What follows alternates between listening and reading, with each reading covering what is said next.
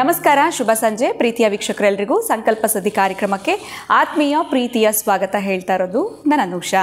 ಮೊದಲನೇ ಬಾರಿ ನಮ್ಮ ಚಾನಲ್ ವೀಕ್ಷಿಸ್ತಿದ್ದೀರಾ ಅಂತಂದರೆ ಈಗಲೇ ನಮ್ಮ ಚಾನಲ್ನ ಸಬ್ಸ್ಕ್ರೈಬ್ ಮಾಡಿ, ನಮ್ಮ ವೀಡಿಯೋಸ್ನ ಲೈಕ್ ಮಾಡಿ. ನಿಮ್ಮ ಜೀವನದಲ್ಲಿ ಸಾಕಷ್ಟು ರೀತಿಯಾಗಿರುವಂಥ ತೊಂದರೆಗಳು ಬರ್ತಾ ಇದೆ, ಕಷ್ಟಗಳು, ಸಮಸ್ಯೆಗಳಾಗ್ತಾ ಇದೆ. ಇವೆಲ್ಲದರಿಂದ ಕೂಡ ನಾವು ಶೀಘ್ರವಾಗಿ ಹೊರಗಡೆ ಬರಬೇಕು ಅಂತಂದರೆ ನೀವು ಅಕ್ಷಯ ವೃಕ್ಷವನ್ನು ಬರಮಾಡ್ಕೊಳ್ಬಹುದು. ಇನ್ನು ಕಾರ್ಯಕ್ರಮದಲ್ಲಿ ನಮ್ಮ ಜೊತೆಲಿದ್ದಾರೆ ಸ್ಪಿರಿಚುವಲ್ ಗುರು ಡಾಕ್ಟರ್ ವಿಷ್ಣುದತ್ತ ಗುರುಜಿಯವರು. ಗುರುಗಳನ್ನ ಕಾರ್ಯಕ್ರಮಕ್ಕೆ ಬರ್ಮಾಡ್ಕೊಳ್ಳೋಣ. ನಮಸ್ತೆ ಗುರುಗಳೇ, ಕಾರ್ಯಕ್ರಮಕ್ಕೆ ಆತ್ಮೀಯ ಸ್ವಾಗತ.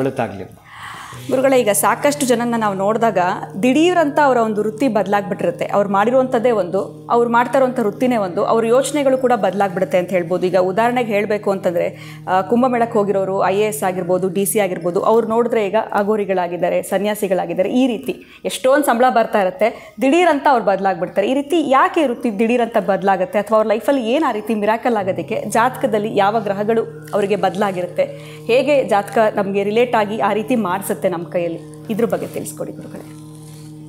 ಓಂ ವಿಶ್ವಸ್ಮೈ ನಮಃ. ಪ್ರೀತಿಯ ಬಂಧುಗಳೇ, ಇದು ದಿಢೀರ್ ಬದಲಾವಣೆ. ಈಗ ನೀವು ಕೇಳಿದ್ರಲ್ಲ, ಕುಂಭಮೇಳದಲ್ಲಿ ಯಾರೋ ಒಬ್ಬರು ಮೊನ್ನೆ ಅಷ್ಟೇ, ನಾನು ಕೂಡ ಇದನ್ನು ಕೇಳಿದ್ದೀನಿ, ಒಬ್ಬ ಸನ್ಯಾಸಿ, ಒಬ್ಬ ಸಂತ, ಅಘೋರ ಪಂಥಕ್ಕೆ ಸೇರಿದ್ದಾತ, ಸುಮಾರು ಅಂತಂದರೆ 450-500 ಜನ ಕೆಲಸಗಾರರ ಜೊತೆಗಿದ್ದು ಆತನ ಕೆಳಗಡೆ ಕೆಲಸ ಮಾಡ್ತಿರ್ತಾರೆ. 3.5-4 ಲಕ್ಷ ಸ್ಯಾಲ್ರಿ ತೆಗೆದುಕೊಳ್ತಿರ್ತಾನೆ. ಆತನಿಗೇನು ದಾಂಪತ್ಯ ಜೀವನ ಇರಲಿಲ್ಲ.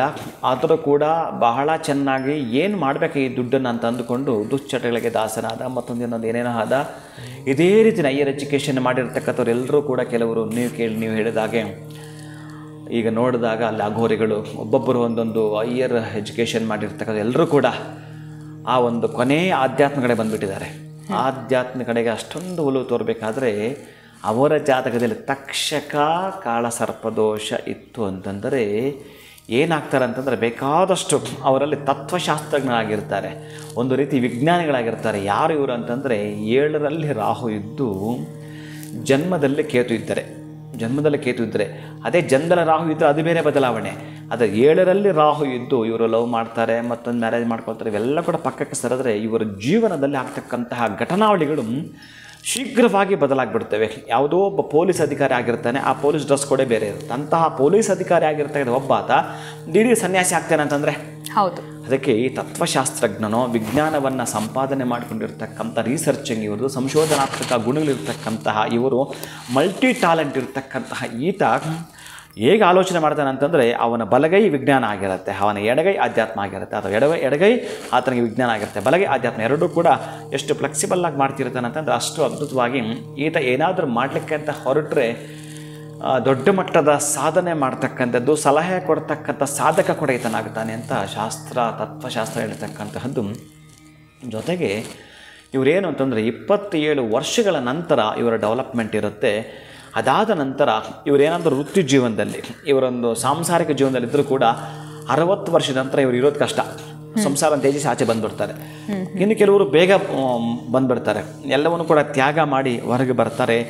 ಇವರದ್ದು ತಕ್ಷಕ ಕಾಳಸರ್ಪ ಅಂತ ಏನು ಹೇಳ್ತೀವೋ ಈ ಜಾತಕದವರಾಗಿರ್ತಾರೆ. ದಿಢೀರ್ ಅವರ ವೃತ್ತಿಗಳಲ್ಲಿ, ಅವರ ಪ್ರವೃತ್ತಿಗಳಲ್ಲಿ, ಅವರ ಜೀವನದಲ್ಲಿ, ಅವರ ಬದುಕಿನಲ್ಲಿ ಎಷ್ಟು ಅಂತಂದರೆ ಮೇಲ್ಸ್ತರಕ್ಕೆ ಹೋಗ್ತಕ್ಕಂತಹ ಬದಲಾವಣೆಗಳಿರ್ತವೆ. ಇಂಥವರನ್ನೇ ನಾವು ತಕ್ಷಕ ಸರ್ಪದೋಷಕ್ಕೆ ಸಂಬಂಧಪಟ್ಟವರು ಅಂತ ಹೇಳುತ್ತೆ.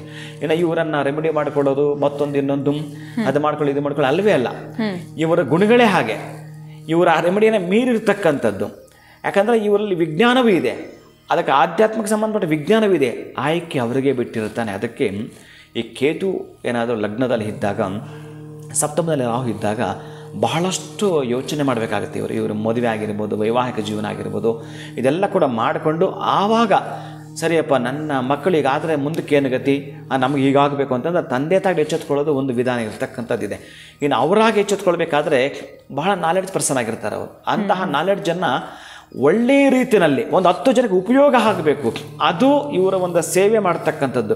ನಾನು ಅಗೋರಿಯಾಗಿ ಮೋಕ್ಷವನ್ನು ಕಾಣಲಿಕ್ಕೆ ಹೊರಟಿರೋ ನಾನು ಅನ್ನೋನಾದರೆ ಹಾಗೂ ಬಿಡಬೇಕಾಗತ್ತೆ, ನೀವು ಹೀಗೂ ಸಹಿಸ್ಕೊಳ್ಬೇಕಾಗತ್ತೆ. ಅಂತಹ ಜಾತಕವೇ ತಕ್ಷಕ ಸರ್ಪದೋಷ ಇರುವಂಥದ್ದು. ಖಂಡಿತ ಸಾಕಷ್ಟು ಜನನ ನೋಡಿದಾಗ ಯಾಕೆ ಈ ರೀತಿ ಬದಲಾದ್ರು ಇವರು ಅಂತ ನಾವು ಅಂದ್ಕೊಳ್ತಿರ್ತೀವಿ. ಆದರೆ ಜಾತಕದಲ್ಲಿ ಯಾವ ಗ್ರಹಗಳು ಈ ರೀತಿ ಅವ್ರನ್ನ ಮಾಡಿಸುತ್ತೆ ಅನ್ನೋದ್ರ ಬಗ್ಗೆ ನೀವು ತಿಳಿಸ್ಕೊಟ್ರಿ ಗುರುಗಳೇ. ಧನ್ಯವಾದಗಳು ತಮಗೆ. ನಮಸ್ಕಾರ. ಹರೇ ಶ್ರೀನಿವಾಸ.